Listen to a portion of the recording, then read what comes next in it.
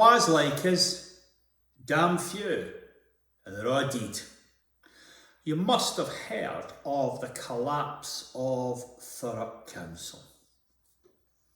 Over £1 billion in debt,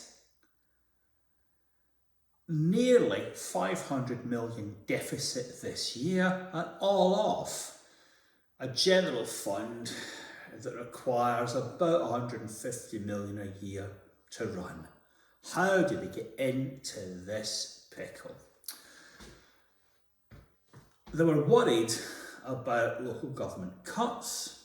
They wanted to keep the council tax low, and their idea was to be entrepreneurial, to trade their way out of the crisis.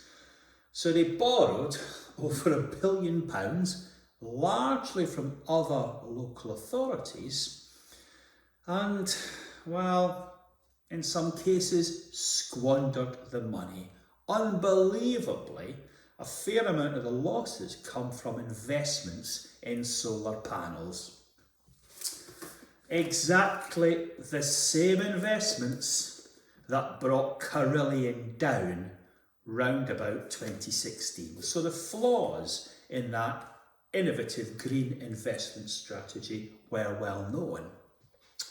But the people in Thurrock were so full of themselves, culture of insularity and complacency, as a report says, that they wondered why no one else was copying them. It's like the old advert for the DIY chain. How do it all do it? If we knew, we'd be doing it too. Now, the money's run out, they're in big trouble. The Secretary of State asked Essex County Council to run an inspection on Thurrock, and the County Council asked Tony McHardle, a former local authority CEO and very effective local authority troubleshooter, to go in and find out what went wrong. And the report is essential but troubling reading. You're a chief executive who just wanted to sack anyone at the drop of a hat. Very aggressive about typos, but just didn't see the bigger picture. No real controls on spending. Councillors couldn't ask a question to save their lives and accepted very weak reports shorn of facts, pros and cons, financial and legal advice.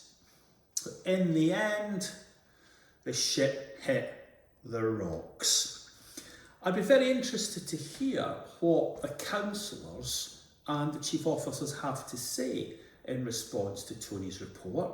Will they take it on the chin, or will we get this whole Boris Johnson kangaroo court routine? I'll wait to see, because some very serious allegations are laid at their door, and I would be interested to see what they say. Absolutely nothing worked at Thurrock. They got all this money in, but they failed to build the houses they were supposed to build. They knocked down a train station in order to regenerate the area, but failed to build a new train station. They did, however, manage to widen the A13, and as I stand in Scotland, I wish we could get the management team from Thurrock up to here, because we can't widen the A9. So, they didn't get everything totally wrong, although they have left the poor old people in Thurrock with a huge bill going into the future. Now, is the Thurrock case relevant to us? I would say yes.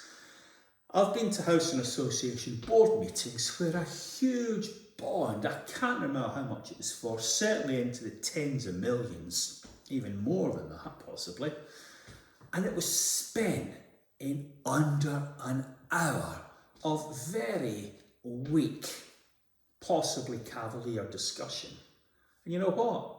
It's all worked out because the market made it possible at that time. Now, the market's moved on.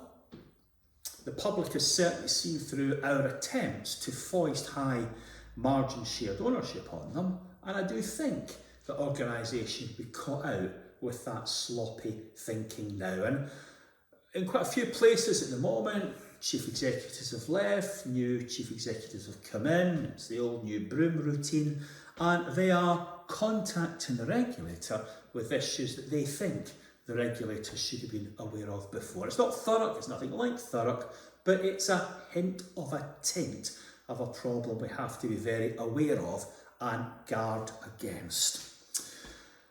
What lessons do I take from the Thurrock situation? Number one, people, humility. If it sounds too good to be true, it probably is. Ask better questions. You don't need to be aggressive, but you do need to get to the bottom of things. Where's the legal advice? Where's the financial advice?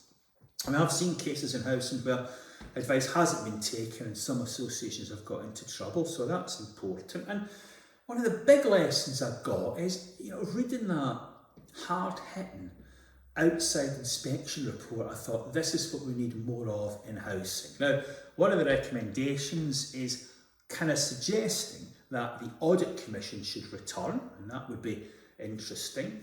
In housing, the in-depth assessments whereby the regulator's gone in and really looked at the books in the boardroom has been effective at curbing financial problems.